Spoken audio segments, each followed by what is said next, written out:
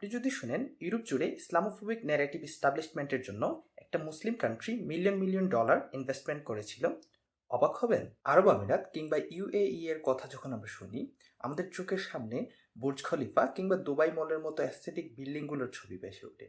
কিন্তু বাস্তবতাটা অনেকটাই ভয়ঙ্কর। সাল 2017 কাতারের সাথে আরব দেশগুলোর সম্পর্ক ছিন্ন করে।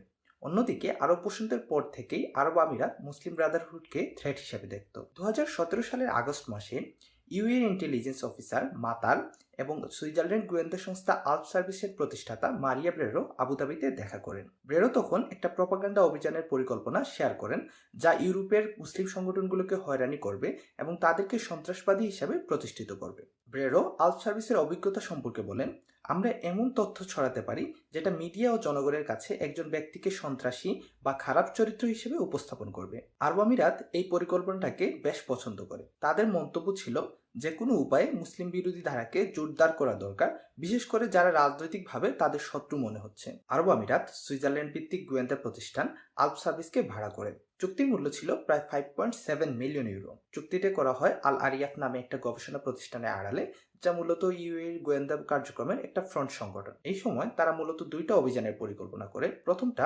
অপারেশন আর্ডিকা, যা ছিল মুসলিম নেতৃত্বের উপর আক্রমণ করা। সেকেন্ড হচ্ছে অপারেশন কর্কাস, যা ছিল মুসলিম সংগঠন এবং প্রতিষ্ঠানগুলোর ভাবমূর্তি নষ্ট করা। এই দুই অপারেশনের লক্ষ্য ছিল ইউরোপ জুড়ে মুসলিম ইসলামিক সংগঠন ও নেতৃবৃন্দের বিরুদ্ধে প্রপাগান্ডা চালানো, তাদেরকে সন্ত্রাসবাদ ও মুসলিম ব্রাদারহুডের সঙ্গে জড়িয়ে দেওয়া। 2018-19 এই 2 বছর আল্প সার্ভিস পুরো ইউরোপ জুড়ে বিশাল নজরদারি অভিযান চালায়। তারা ইউরোপের মুসলিম নাগরিকদের উপর নজরদারি করে, মুসলিম সাংবাদিক, গবেষক, রাজনীতিবিদ ও সংগঠনগুলোর তথ্য সংগ্রহ করে, মুসলিমদের উগ্রবাদী হিসেবে চিহ্নিত করে রিপোর্ট পাঠায় আরব আমিরাতকে। এই সময় তারা প্রায় 1000 ইউরোপীয় নাগরিক এবং 400 প্রতিষ্ঠানকে প্রমাণ ছাড়াই মুসলিম ব্রাদারহুডের সঙ্গে যুক্ত করে। 2020 সালে এই অপারেশন আরও ভয়ঙ্কর রূপ নেয়।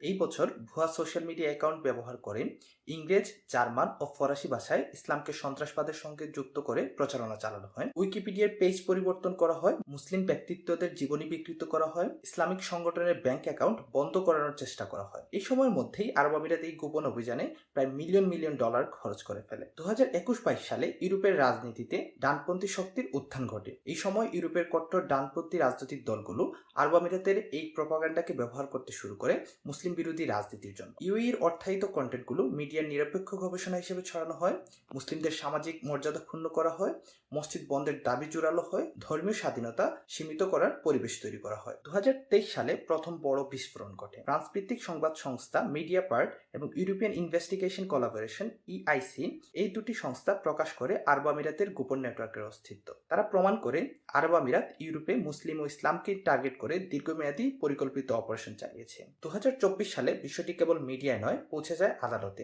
আল্প সার্ভিস প্রতিষ্ঠানের প্রধানের বিরুদ্ধে অভিযোগ ওঠে আরব আমিরাতের হয়ে ইউরোপীয় নাগরিকদের উপর গুপ্তচর বৃত্তি, অবৈধ তথ্য পাচার, মানহানি, অর্থ পাচার। এই সময় প্রকাশ পায় প্রায় 1000 ইউরোপীয় নাগরিক ও 400 প্রতিষ্ঠানের তথ্য অবৈধভাবে আরব আমিরাতকে দেওয়া হয়। 2025 সালে ইউরোপ জুড়ে আরব আমিরাতের মুসলিম বিরোধী গোপন অভিযানের আসল শিকাররা সামনে আসতে শুরু করে। ফ্রান্সের সাবেক প্রেসিডেন্ট প্রার্থী বেনিয়ত হামন, মার্সেইর উপমেয়র সামিয়া গালি, সাংবাদিক ও অ্যাক্টিভিস্ট রুকাইয়া দিয়ালো, গবেষক ফরিদ হাফিজ এবং ব্যবসায়ী হাজিম নাদা, এদের সবাইকেই ভুলভাবে মুসলিম ব্রাদারহুডের সঙ্গে যুক্ত করা হয়েছিল। এই মিথ্যা অভিযোগের বিরুদ্ধে তারা সবাই আইনি লড়াই শুরু করে। বিশেষ করে হাজিম নাদার ব্যবসা ধ্বংস হয়ে যায় এবং তিনি আরব আমিরাতের বিরুদ্ধে প্রায় 2.77 বিলিয়ন ডলারের মামলা চালাচ্ছেন। এই অপারেশনটা প্রায় 18টা ইউরোপিয়ান কান্ট্রিতে চালানো হয়। আরব আমিরাত ইউরোপ জুড়ে মুসলিম ব্রাদারহুড এবং কাতারের প্রভাব কমাতে এবং নিজেদের রাজনৈতিক স্বার্থ নিশ্চিত করতে সক্ষম হয়েছিল এই অপারেশনের মাধ্যমে।